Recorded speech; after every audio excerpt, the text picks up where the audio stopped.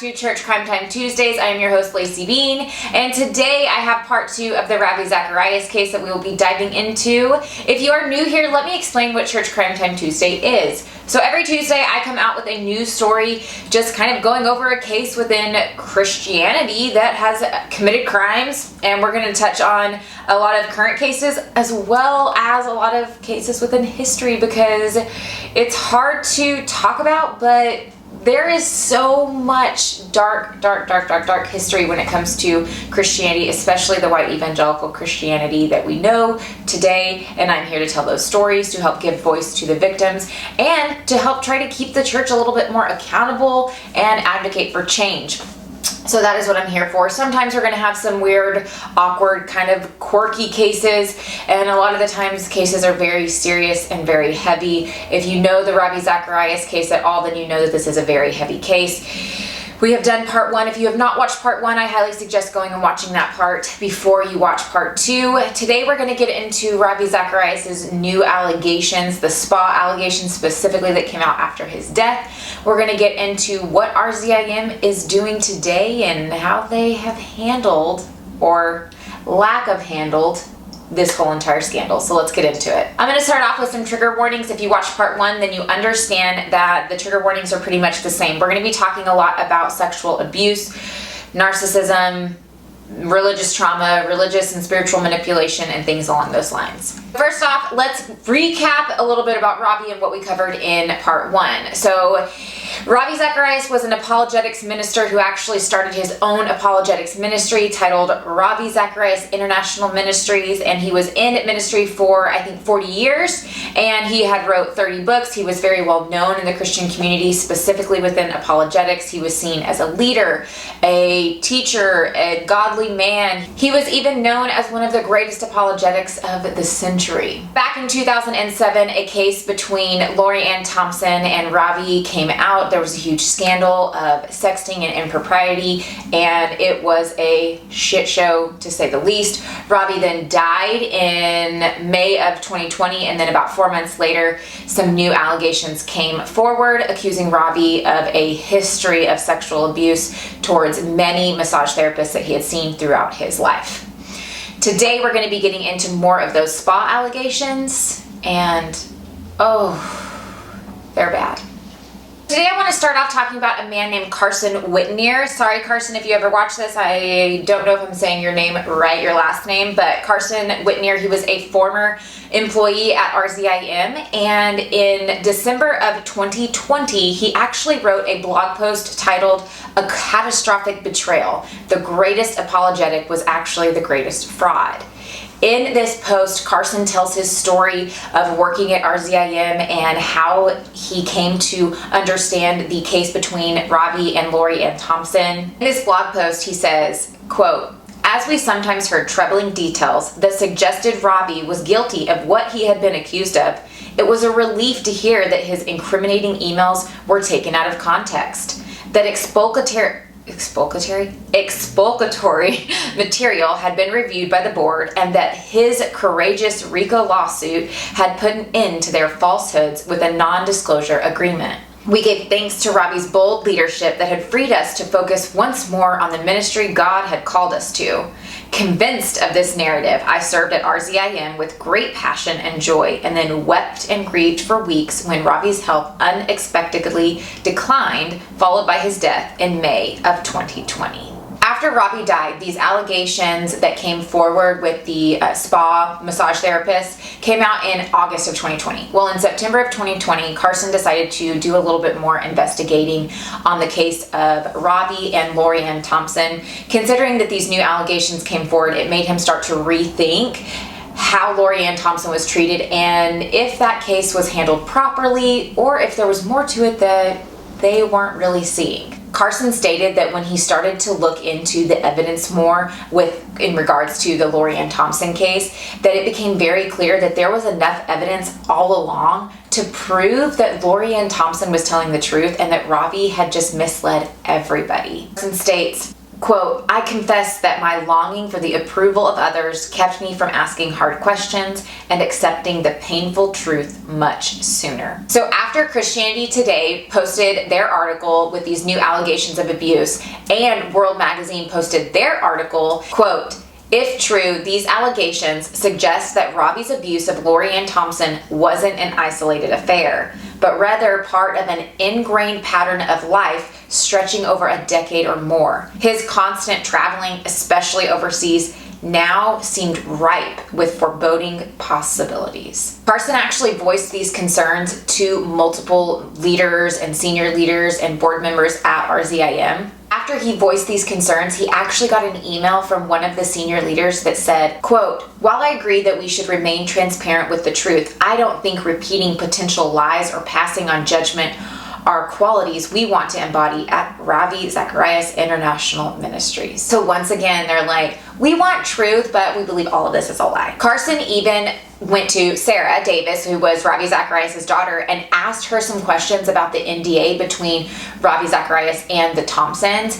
And the next day he was met with two senior leaders basically telling him that he is not privy to that information and that it was actually offensive of him to approach Sarah Davis and ask questions so that he could understand the situation better. So let's get into World Magazine's report that they had released in October of 2020.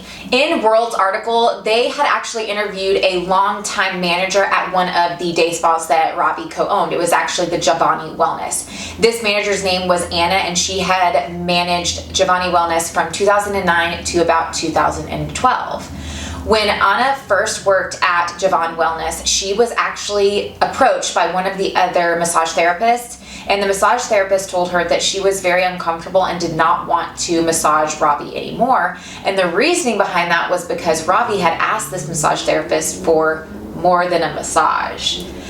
Now, Anna did not know anything about Ravi at this time. She did not know that he was a part of a huge apologetics ministry or that he was a big Christian leader within Christianity. She knew none of this.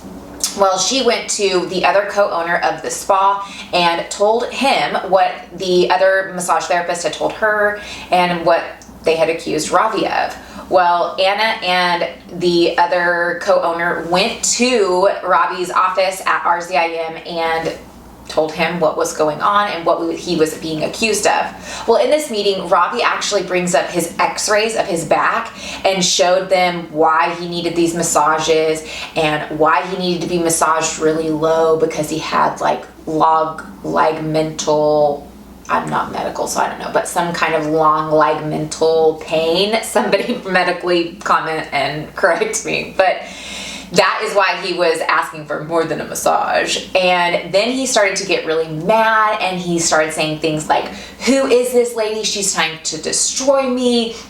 And just completely got angry. Anna and the other co-owner actually went back to the spa, and shortly after that, the massage therapist was fired.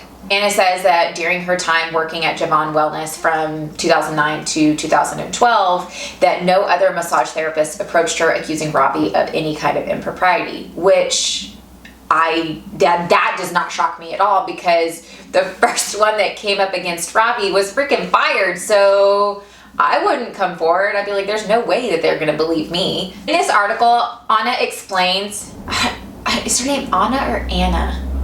I don't know. Sorry if you end up watching this, but I'm horrible. I'm going to butcher names. Okay, guys? In this article, Anna explains how much Ravi would come into the spa, and she said that usually when he came in, he would either prefer one of the female massage therapists there to massage him, or a lot of times he would just bring in his own massage therapist and occupy one of the rooms within the spa. Now, the thing is, if you've ever gotten a massage done, you know that they usually last about an hour. That's usually the average massage time. Sometimes they can go to an hour and a half, and at max, you're seeing maybe 2 hours. But Anna said Ravi would be in the room with this massage therapist for like 3 to 4 hours pretty regularly. And she thought that that was just really weird. And she also, when she found out that Ravi was a Christian and had a huge Christian ministry, she thought it was really weird that he co-owned 2 day spas and would come in and spend hours in this room with his own massage therapist. To her, she was like, red flag, maybe? maybe. But she saw how Ravi was treated and how the massage therapist was fired for even accusing him of anything. So, nobody did anything, like always. I think I said this in part 1, but when all of these allegations had come out, RZIM had made a statement that they did not believe them, that these allegations had to be false because they didn't comport with the man that they knew. And this made some people mad. After this statement was made, Brad, Lorianne Thompson's husband, was pissed. And Brad actually broke the NDA and ended up posting a letter through, I think it was the Roy's report. It's linked below in the description box if you want to check it out. But he posted a letter to, I think it was the board at RZIM and the chairperson. But he posts this letter and he just rips them a new one and tells his entire story.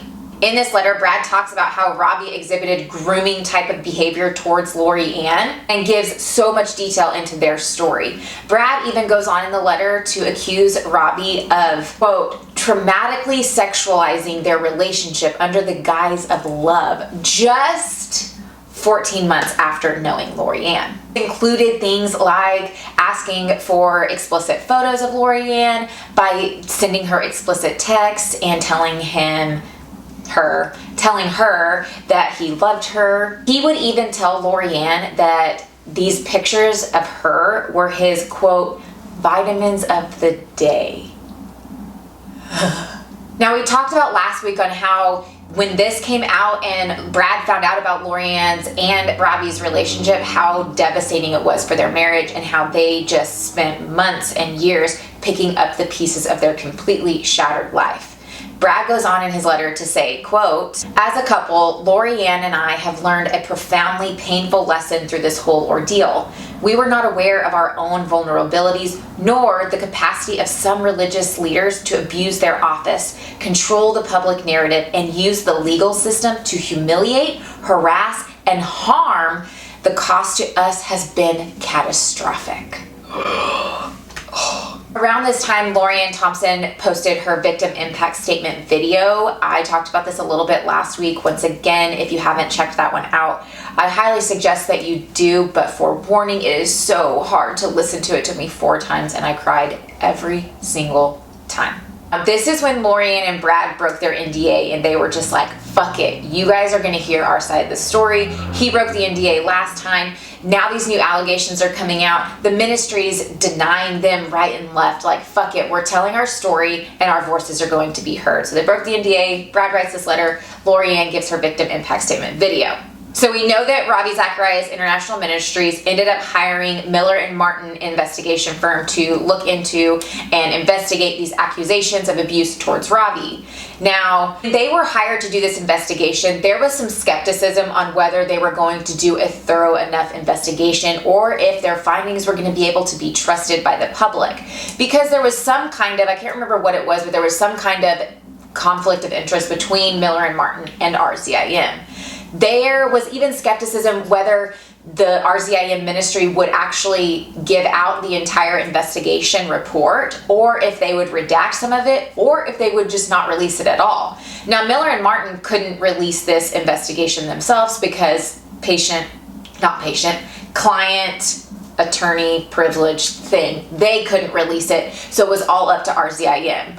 Now, Miller and Martin was interviewed, I think it was by Julie from the Roy's report, and they did tell her that their hope was that RZIM would release the investigation in its entirety. Now, we talked about Carson Whitner in the beginning of this episode. Him and Julie from the Roy's report actually did a podcast together where Julie was interviewing Carson, and in this podcast, it is linked below in the description. This is where we find out that allegedly there was some conflict going back and forth after RZIM had gotten the report from Miller and Martin on whether they were even going to release it. Thankfully, RZIM shocked us all and they ended up releasing the entire report from Miller and Martin. Now, the report is linked below. You can check it out, but I'm going to talk about a few parts. I'm going to quote a few parts, but I'm not going to read the entire thing.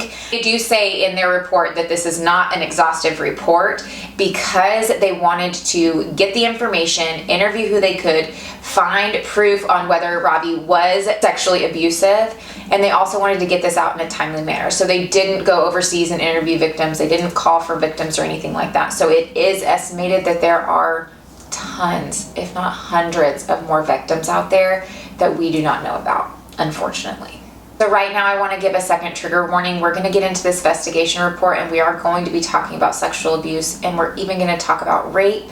So please, please, please, please, if this is triggering, just come back next week, okay? They interviewed many women in this investigation, and here is what they found. One woman said, quote, "He would touch my leg, which was kind of by his hand, but then he would run his hand up to the middle of my thighs and then to the private area."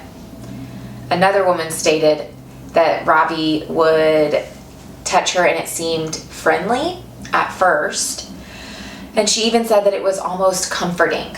But then he would move his hand lower down and stick his hand in her pants, and at times he would move his hand up and touch her breasts. If you go to page 4 on this investigation report, under interaction with massage therapists, it says, quote, "Some therapists reported even more serious and sustained sexual assaults that evolved over time.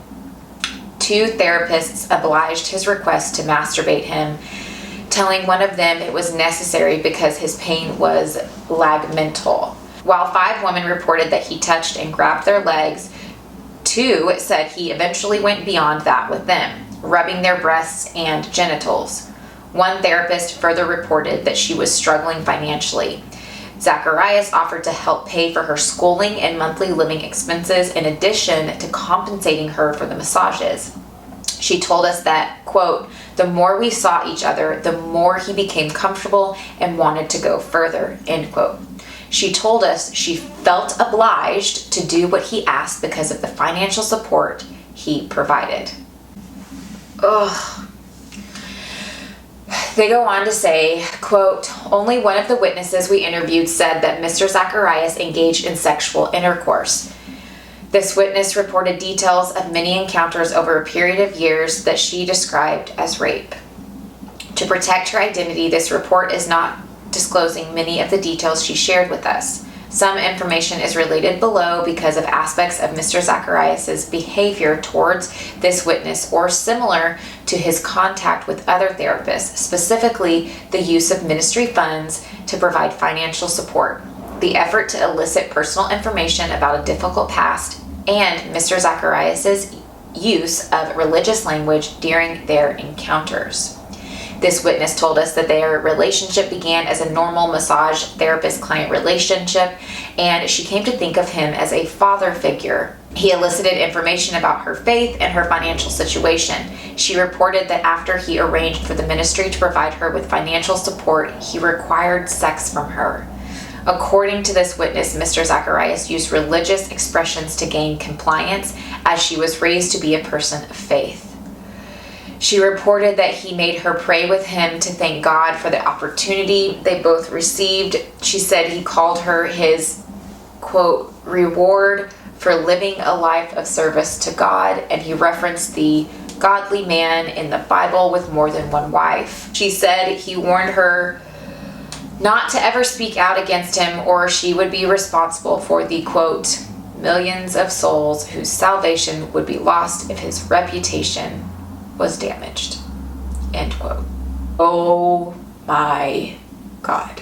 Every time I read that, it doesn't get easier. So one of the crucial parts of this investigation report that I think is highly important to point out is the fact that a lot of these massage therapists and even Lori and Thompson didn't know each other, but they were all expressing and telling the same story and showing the same type of grooming behavior. He would ask about their financial needs. He would ask about their childhood trauma and history. He would gain their trust and compliance, and that many of them saw him as a spiritual leader, a father figure, and then he would turn it and become sexually abusive and manipulative. Jesus. This part in the investigation and them pointing this out in the report, I can't emphasize enough because it just gives so much credibility to these women's stories because they all show the exact same pattern of behavior that Ravi exhibited towards them time after time. So I'm going to step away from the investigation report for a minute to tell Blue's story. Blue met Ravi in 2000 when she started massaging him at a different spa. They became really close. He asked questions. She told him her story. She, of course, also had the same kind of history of trauma and things like that. Now, Blue has stated that she had a lot of questions when it came to spirituality and faith, and she would ask Ravi, and Ravi would give her spiritual advice and help guide her.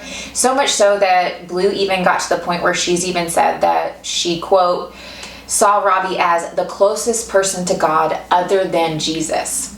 Now, with her relationship with Ravi, she says that it didn't take long for Ravi to start crossing inappropriate and sexual boundaries while they were giving massages. She said at one point, Ravi even had leaned over and grabbed her in and pulled her closer to him so that he could kiss her. And at times he would grab her leg and rub his leg up to try to grab her groin.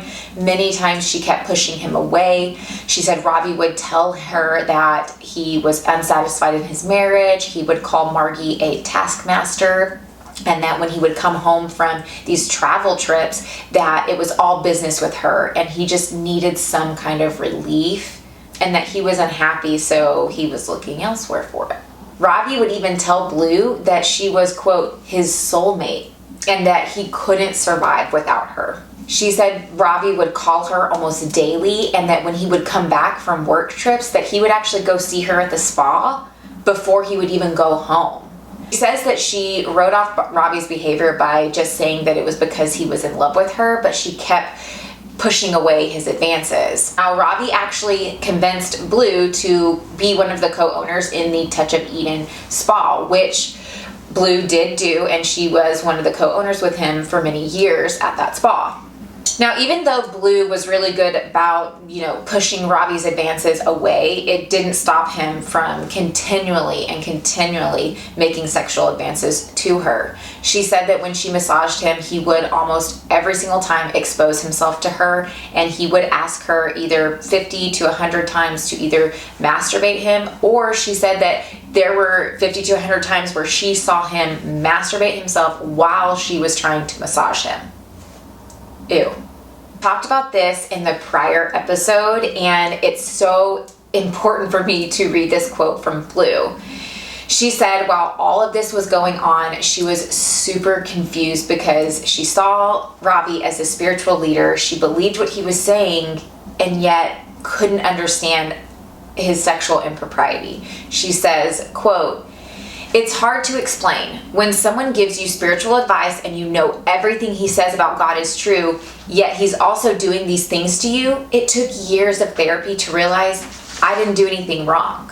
So Blue opened and co-owned this spa with Ravi and another man named Sharma in 2003, but in 2007 is when Blue started to realize that Ravi was actually being inappropriate, molesting, or sexually abusing almost every single one of the massage therapists at the spa.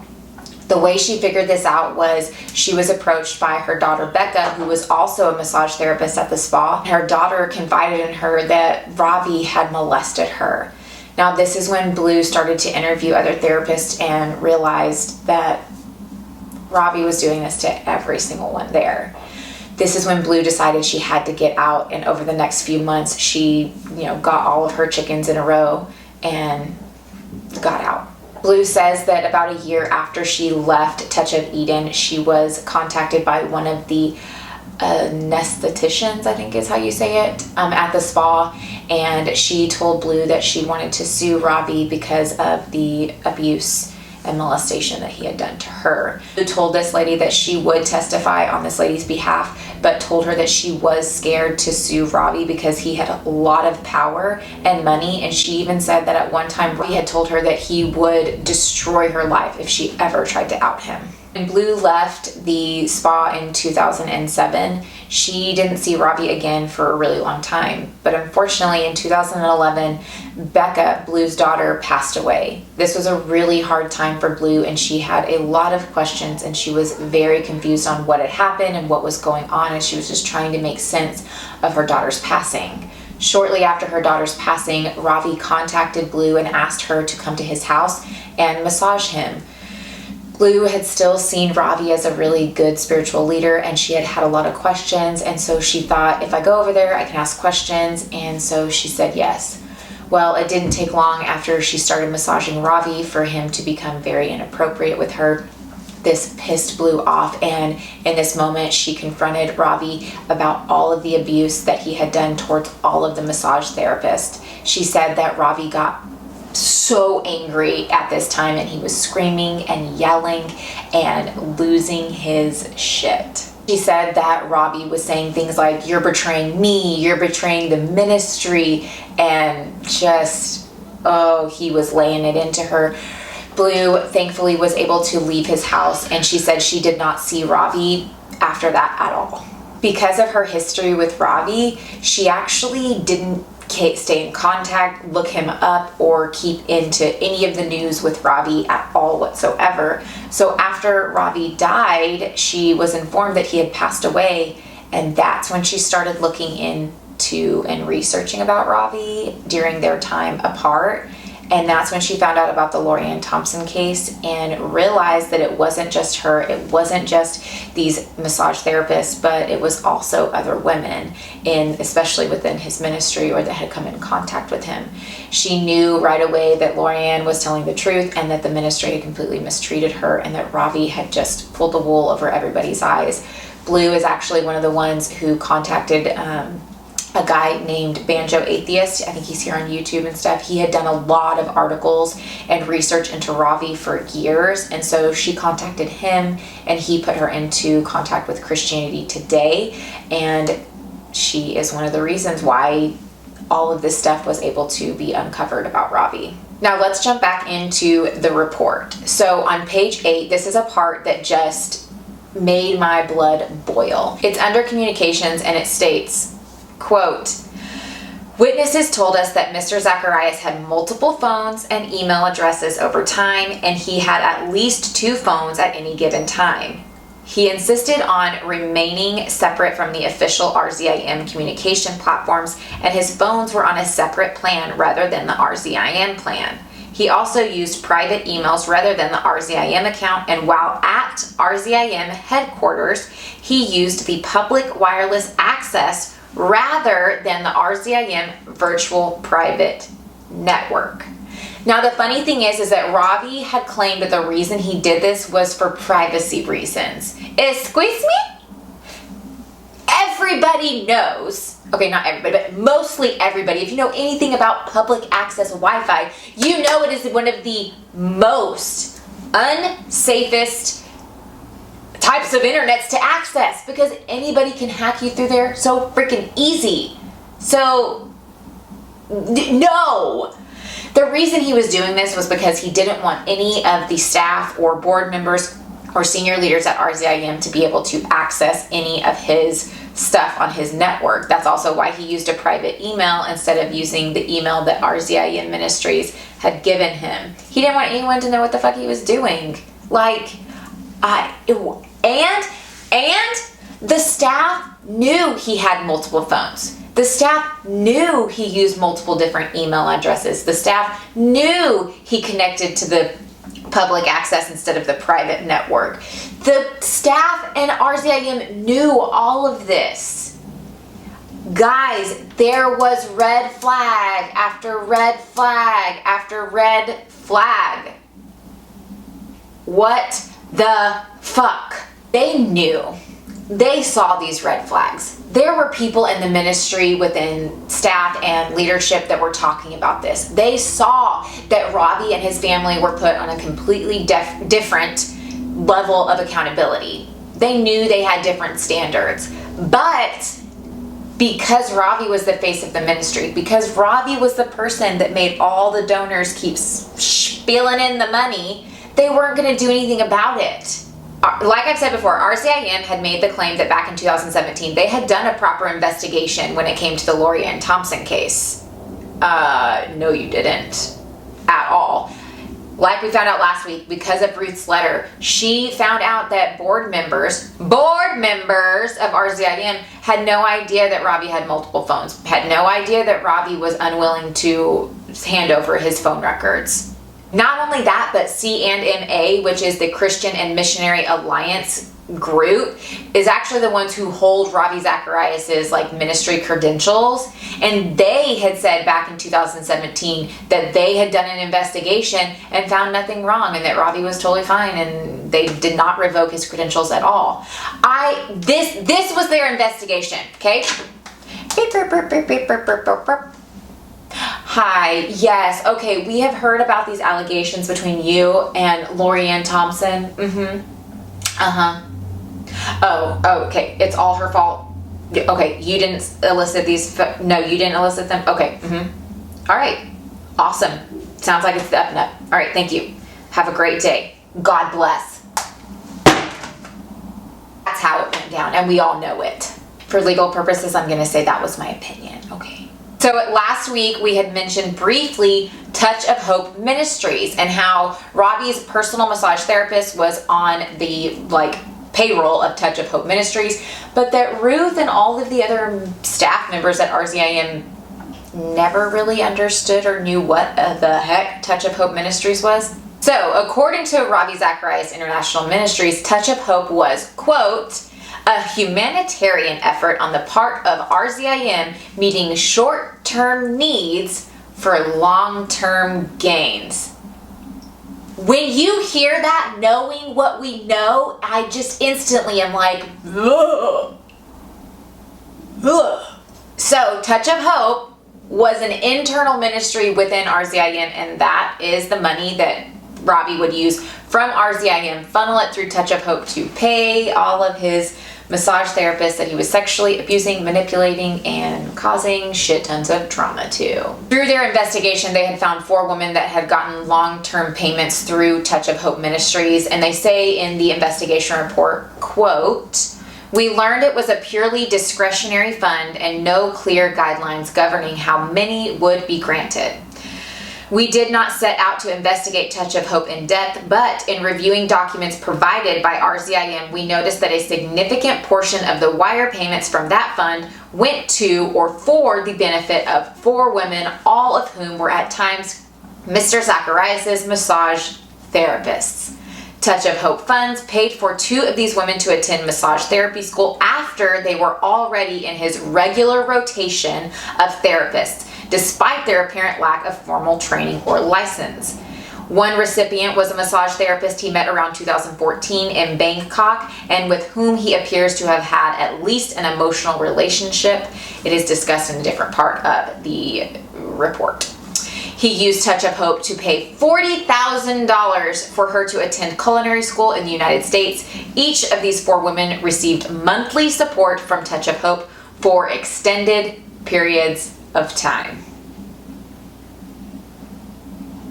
Who was looking over Touch of Hope ministry funds? Who? What? Nope. Nobody.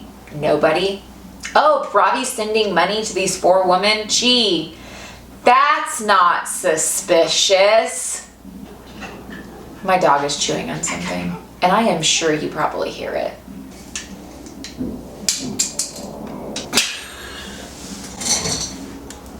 He is sitting at my back door right now like, what? What did I do wrong, Mom? Gee, I don't know. What did you do? When this came out in the report, it really pissed off a lot of the donors. Ravi Zacharias International Ministries is a multi-million-dollar ministry. They literally thrive off of donations. So people donate big chunks of money. Donors were pissed and they were like, we want to know if our funds were used to, perpetuate Ravi's predatory lifestyle, and they felt like RZIM had misled them and did not hold Ravi accountable like they should have. So some donors got together, ended up filing a class action lawsuit against RZIM, and the last thing I could find out about this case was that on September 11th of 2021, their lawyer had issued a demand letter to the state of Georgia and RZIM that they release their financial bank records for, I think it was about 4 years, and they gave them only 2 weeks to release this information because they had stated that they had believed that Ravi Zacharias International Ministries would be the type of group that would destroy evidence. Now, that was the last I could find on this case. I have not been able to find an update since that, so we'll see. Now, throughout this report, we find out that Ravi had multiple conversations with different women that were implying that he had a physical relationship with some and at least an emotional relationship with others, and he had over 200 selfie-type photos of different women on his electronic devices,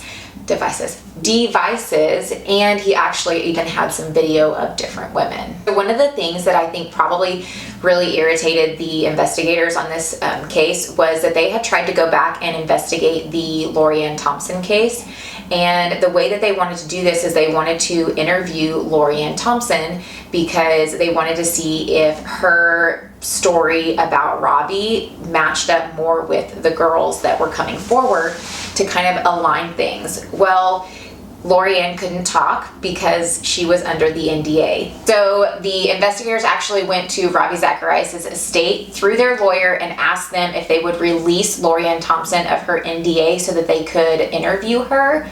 But whoever is the head of his estate actually denied it and wouldn't let them interview Lori Thompson. Now, we don't know who the head of Ravi's estate is, but they did say her in the report, so I am assuming it is Margie, Ravi's wife. Also, another reason they wanted to look into the Lori Thompson case and to speak with the lawyers, because apparently the lawyers had put together a notebook with all of the evidence during this time. They wanted access to that notebook because there were devices, gaps of times within their investigation that they didn't have an electronic device for that period of time, which lined up with the Lori Thompson case. So they thought that in this notebook or within their file of evidence, there would be records, or they had electronic devices that would fill in that gap of time. Unfortunately, they were unable to interview or get access to any of that information, but they did make a connection and say that Lori Thompson's case and her accusations to Ravi aligned up with what they were finding with the witnesses they had been interviewing. Now, they say in their report that they couldn't completely say that yes, Lori Thompson's case is true, but they did say that they believed, because of the evidence they did have, they did believe that Lori Thompson was telling the truth. And they said that when they would interview staff and other RZIM members about the Lori Thompson case, that many of them said that they were vilified if they second-guessed anything or brought up questions or stated that they were not satisfied with Ravi's explanation of the entire scandal. They said that when they brought these frustrations up, that they were marginalized for it. Now remember, this is not the first time somebody has come forward, or others, many have come forward, stating that when they would question Ravi or second guess or bring up any kind of concerns, they were marginalized. Michael Ramsden, the president, when he approached Ravi about his going off with massage therapists or having a traveling massage therapist, Ravi vilified him and ignored him for 2 years. When Ruth approached him about this, he ignored her. Carson said that when he would come forward about his questions, other senior leaders and staff would constantly tell him that he was not privy to that information, or that they wanted truth, but this is all a lie. They never took the people's concerns seriously, and if they came up against Ravi, they were the ones to pay the price. At the end of this report, it states, quote, "Our investigation was limited to Mr. Ravi Zacharis' sexual misconduct, and even as to that issue, it was not exhaustive. We acknowledge that we have not spoken to all individuals who may have relevant information to provide. We strive to balance the need for completeness with a need for expediency, and we are confident that we uncovered sufficient evidence to conclude that Ravi Zacharis engaged in sexual misconduct." Now, after this report came out, RZIM released it with a lengthy statement. Their statement was frustrating to say the least. If you are somebody who's not familiar with RZIM or with this case, or how a lot of Christian churches or ministries handle stuff like this, on the surface, their statement looks so good because they're like, oh my gosh, we're so sorry. We believe Lori Thompson now. We are so repentant. We were deceived by Ravi. We didn't do our job in keeping him accountable. This is our fault. We take responsibility, this and that. They even go on to say that they're going to be making changes and they're going to push for more transparency and fight to see what within them and their culture needs to change. So on the surface, it's like, oh my gosh, that is so good. But in reality, as time has gone on, we have seen that that is the furthest from the truth.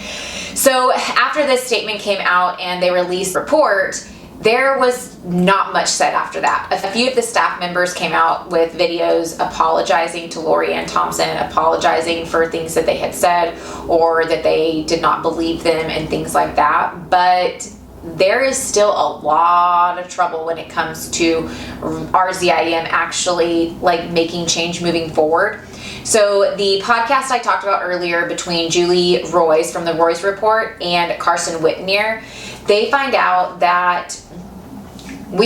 in that podcast that there is a lot that the board at RZIM is still fighting back and wanting to stay anonymous. And the reason that they're saying they want to stay anonymous is for safety reasons, but at the same time, it's like you are on the board of a very prominent ministry and you take on that responsibility. You take on that burden. You need to be public. Like, it's not fair for you to be private and get to hide behind anonymity when your ministry is having so many problems and so many scandals. They even talk about, I don't know a lot about taxes, but they talk about in this podcast and at one of these meetings that RZIM had kind of shifted and changed the way that they file and changed the way that they were a nonprofit, and meaning that when they filed taxes, they didn't have to file this one specific form that would show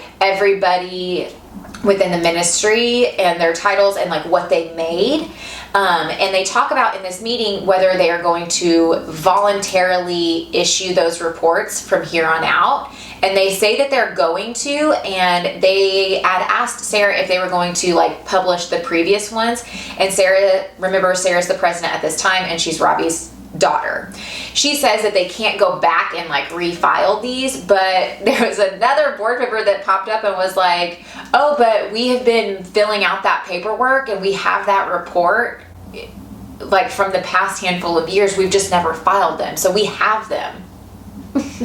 And then it got quiet. Also, after this, there's not been any comments, no updates, and no evidence to show that they're actually going to be trying to change the culture within RZIM moving forward. Their donations have gone down drastically, which is understandable. Like, duh. It's been months and they've never made any kind of updates, comments, statements on how they're changing RZIM's culture to hopefully avoid this in the future. This is one of those cases within the white evangelical Christian community that just frustrates me, because this is how they handle these cases time and time and time again. When abuse victims come forward, it is either A, it's blamed on the victim, like what were you wearing? What did you do? It was your fault. Or B, they're not believed. Or C, they do a half-ass investigation and make the victim forgive the predator and then just let life go on as it is. Like, the predator never has any kind of consequences, okay? And in these kind of cases, when you have a very prominent Christian leader, they will do even more so to not investigate or to believe the predator more than the victim, because they are trying to save face. I've said this before, and I will say it time and time again. Christians within this kind of community, when they are trying to save their reputation or not hurt their witness by hiding these kind of like scandals, they are really their own self-fulfilling prophecy, because what they do is they hide them, they cover them up, and then eventually, because the shitstorm becomes too big, they come out and they look even worse, and so they have quote unquote hurt their witness 10 times more than if they would have just owned it, held the person accountable, and like advocated for change and actually like, I don't know, listen to the victim from day one. I'm going to end this with Margie. Margie is Robbie's wife. Now, I'm going to talk about her for just a second because I know people are probably going to comment asking stuff about Margie. Yes, Margie did email friends and family after these allegations had come out. I think it was a few weeks or months after these allegations came out, and Margie stood by her husband. She was saying there's no way these are true. She had gone through all of his belongings, and he was on a ton of medicine at the end, so there's no way that he wouldn't have like come out and said something, or like he was so delusional, like something would have slipped. And so she stands by her husband. Now, the reason I want to bring up Margie is like, I can't imagine like being married to a man for decades and think you know him, and then he dies and all of these allegations come out. Now there's an investigation, it's proven, and you're sitting here trying to wrap your head around, that was my husband. That was the man that I slept with. That was the man that I shared a bed with. That was the man I shared a life with, and I didn't even know him. Like, he had this deep, dark secret that I didn't know. So as a woman in that position, I can't imagine what she's going through. I can't imagine the trauma and heartache and hurt that she is trying to just deal with and peel back the layers of this and understand it. Like, the trauma that she is probably experiencing is great. Now, I don't say that to undermine the trauma of the victims. I am just bringing up Margie because I want people to understand that she is just as much a victim of Ravi as anybody else, not to the extent of sexual abuse, but she was manipulated just like everybody else. He pulled the wool over her eyes just like everybody else. So I don't want people to attack Margie. She hasn't made any comments that I know of, any statements since that, and I think that was prior to the investigation report being released. I just say that because I really feel like Margie is a victim as well, and she needs a little bit of grace while she's processing through all of this. Guys, this was her husband. This was the man she shared her life with. This was her soulmate. So I can't even begin to imagine what that poor woman is going through. Whew. So that is part 2. That is the case of Ravi Zacharis. Oh my gosh.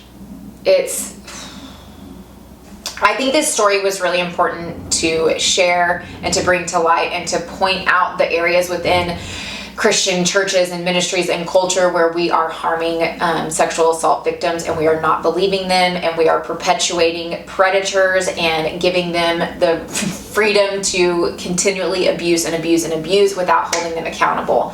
I think this was an important case to highlight, but at the same time, it was just a really heavy one, and I'm glad that it is over. Whew. Once again, I don't know how to end these. They're so heavy and so awkward. So thank you for coming and watching part 2. Once again, remember our schedule. I upload 3 videos and then I take the 4th week off. So next week will be my 3rd video. So come back next Tuesday for another Church Crime Time Tuesday video. I hope you enjoyed this one. Go for a walk after this. Shit. Make a coffee or drink some water or take a bubble bath. We all need to decompress after this case. So yeah, go do some self-care. I love you all. Once again, thanks for watching part 2. I will see you guys next week. Have a wonderful day. Bye.